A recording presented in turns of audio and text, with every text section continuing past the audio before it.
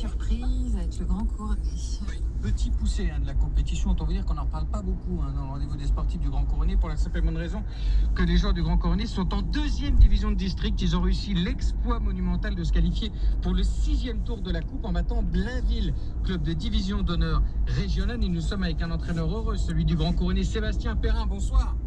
Bonsoir. Merci d'être avec nous. Alors, je suppose que sportivement, c'est un grand jour pour vous. Ah, c'est un grand jour. On a fait un match complet. On est très contents.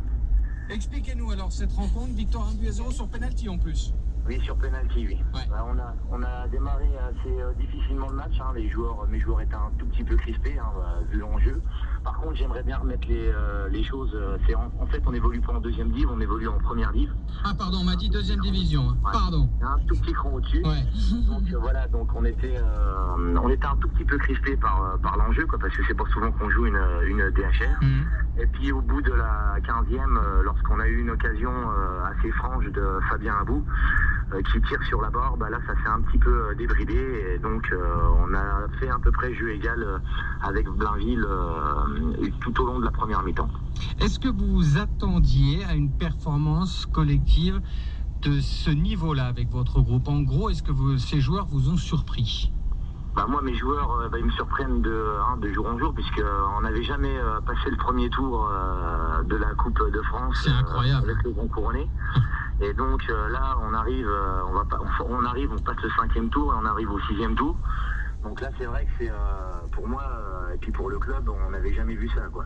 Alors, en prime, encore si on avait joué des toutes petites équipes, mais les tours d'avant, on a quand même joué Saulsure qui descendait de PHR, et on a réussi à battre quand même Amanvillers qui jouait en PH le tour d'avant, et on avait éliminé Pulnois au mois de juin qui dans la région joue aussi en PH, donc on n'a pas éliminé des petites équipes, quoi.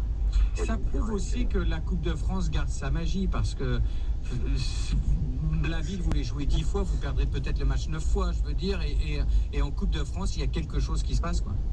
Oui, ça se nivelle, comme on dit.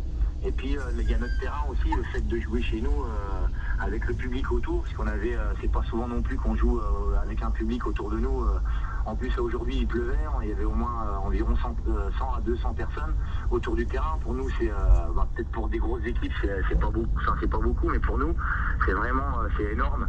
Et avec la ferveur qu'il y a des gens malgré la pluie, on avait un 12e homme sur le bord du terrain, et ça a apporté le groupe, et on a réussi à tirer ce match et à aller chercher la victoire.